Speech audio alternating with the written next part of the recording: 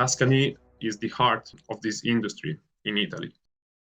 Looking, for example, at the left chart, we can see that Florence and Pisa accounts for 25% of leather goods firms in Italy. And if we focus only on craft firms, we can see that Florence and Pisa account for 30% of craft firms in leather goods industry in Italy. Once we understand the role of Tuscany in this industry, we can focus on the Tuscany scenario. First of all, we can see that around 70% of craft firms in Tuscany are craft businesses. Looking at the right chart, we can see that around 80% of them have less than individuals working. So we can say that we are talking about micro enterprises.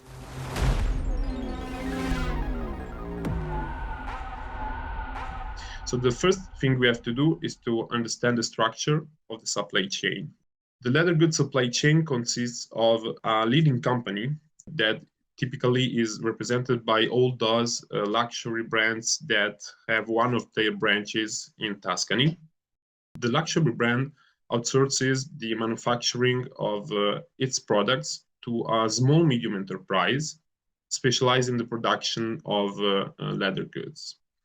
And this type of supplier is called first level because of the direct relationship with the leading company.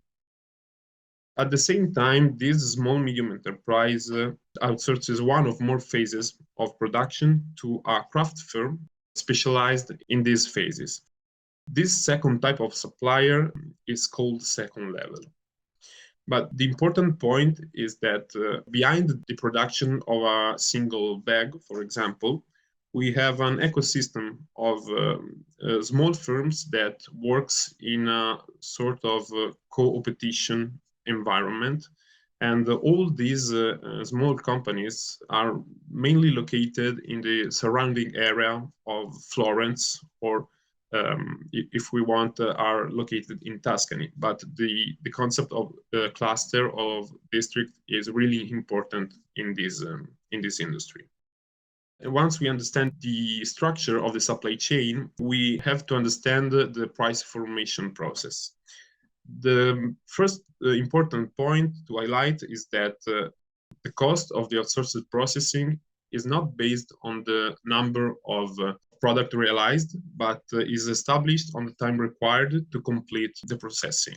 And the second important point is that suppliers are price takers. So the leading firm determines the time required to complete the processing and the cost per minute it is willing to pay.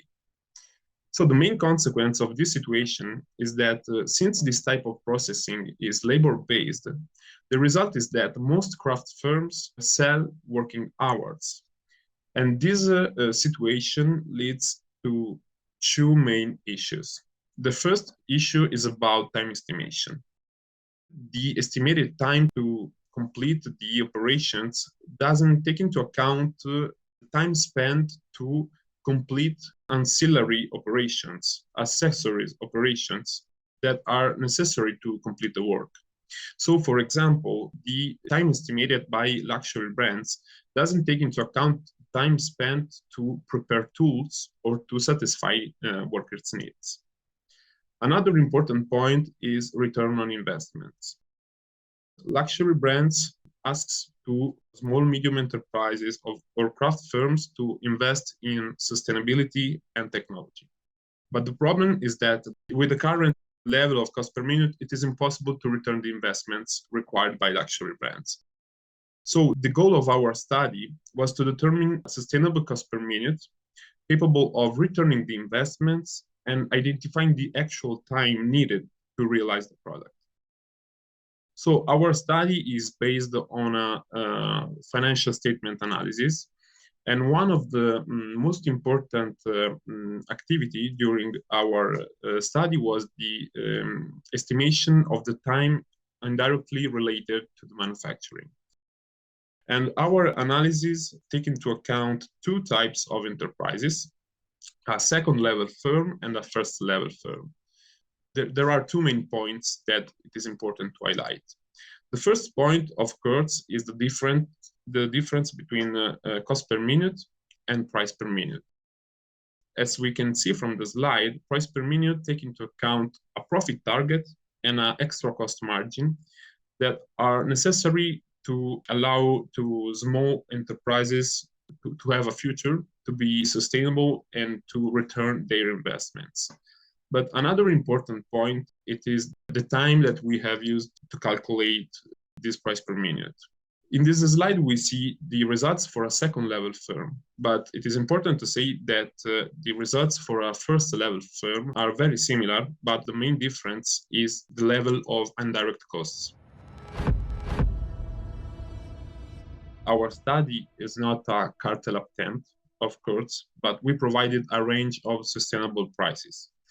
The price formation process has to be left to the market, but the market must be aware of the features of trust firms. The market has to be aware of the importance of trust firms because they represent a worldwide excellence for us, for Tuscany, but for Italy as well. The other important point is that under a certain level of price per minute or cost per minute, it is hard for entrepreneurs to guarantee legality, safety, and sustainability. So the goal of having a sustainable price per minute, the main goal is to guarantee these 3 points: legality, safety, and sustainability within this important industry for Italy and for Tuscany.